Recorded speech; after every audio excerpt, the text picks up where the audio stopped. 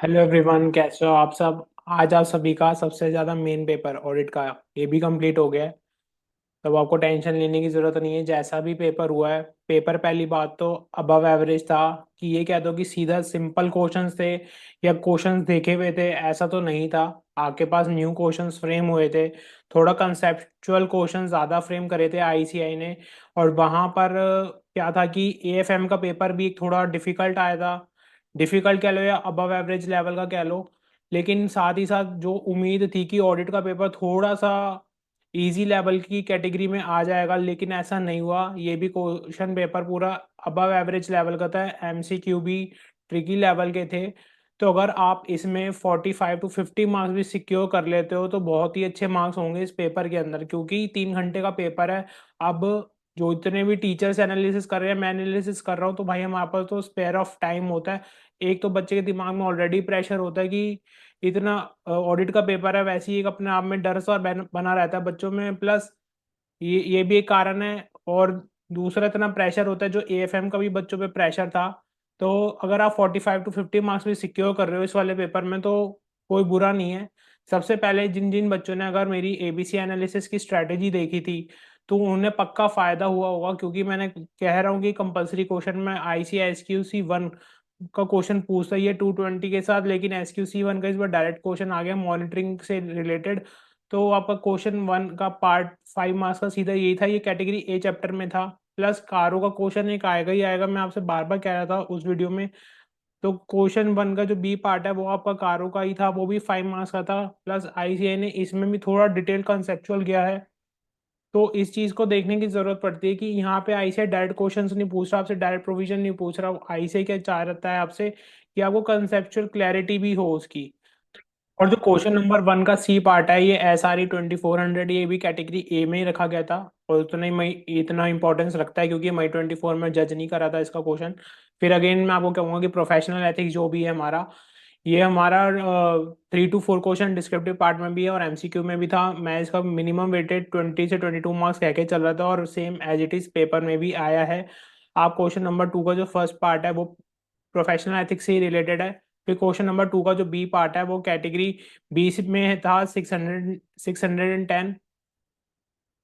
फिर उसके बाद आ जाओ तो क्वेश्चन नंबर जो इसका सी पार्ट है वो डिजिटल ऑडिट और ईएसजी ऑडिट दोनों ही डिस्क्रिप्टिव में पूछे गए हैं इस बार भी।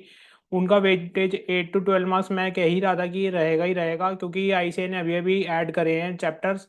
तो उतना इंपॉर्टेंस आईसीआई देगा ही देगा ही, इन्हें जज करेगा ही जज करेगा। और ये डिस्क्रिप्टिव पार्ट में भी पूछा गया, लास्ट मई 24 में भी पूछा गया था और November 24 में भी इसका क्वेश्चन आया है। प्लस आपको क्वेश्चन नंबर 3 का अगेन फर्स्ट पार्ट आप देखो तो ये भी प्रोफेशनल एथिक्स से रिलेटेड है। 3 का बी पार्ट ऐसे 600 से रिलेटेड है। फिर 3 का सी जो इन्वेस्टिगेशन है, ये मुझे लग रहा था ये मैंने कैटेगरी सी में रखा था, मुझे नहीं लग रहा था कि इसका क्वेश्चन पूछेगा इसे दोबारा इन्वेस्टिगेशन का। बट आईसीआई ने मई 24 में तो जज करा ही इसका क्वेश्चन, प्लस इस बार भी November 24 में भी जज करा है। तो आप देखो कि यार कैटेगरी सी में भी कुछ ही मार्क्स के सिर्फ पेपर वहां से आया है, लेकिन मेजरली पोर्शन जो है कैटेगरी ए और बी का है। ऑलरेडी वीडियो चैनल पे डली हुई है, अगर आप चाहो तो देख लो। हेलीकॉप्टर व्यू भी डाला था मैंने, स्पेशली उसी वीडियो में है, जिससे कि बच्चे को आइडिया हो जाए कि भाई कहाँ से मेजोरिटी ऑफ पेपर बनता है आईसीए का।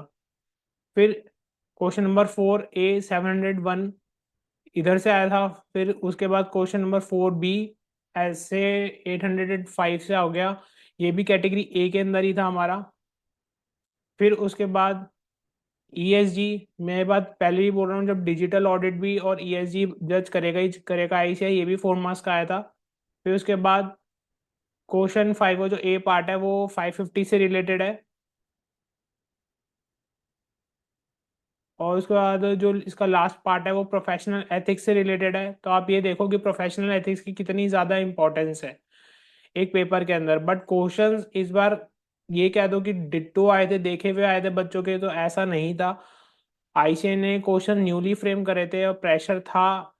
मैं मानता हूं, तो आपके अगर इसमें 42 to 45 मार्क्स भी 50 मार्क्स तक सिक्योर कर रहे हो तो आप एक अच्छा स्कोर लेकर आ रहे हो इस बार। फिर क्वेश्चन नंबर 6 का ए पार्ट, ये एनबीएफसी से रिलेटेड था। ये बिल्कुल ही जैसे प्रोविजन इन डेप्थ से पूछा था आईसीआई ने। फिर मैं आपको अगेन ये कह रहा था कि SRS 4400 आईसीआई ने मई 24 में जज नहीं करा, ये भी कैटेगरी ए का पार्ट बनेगा। और ये वही हुआ है कि SRS तब नहीं जज करा था 4400, तो इस बार ये जज कर लिया यहाँ पर।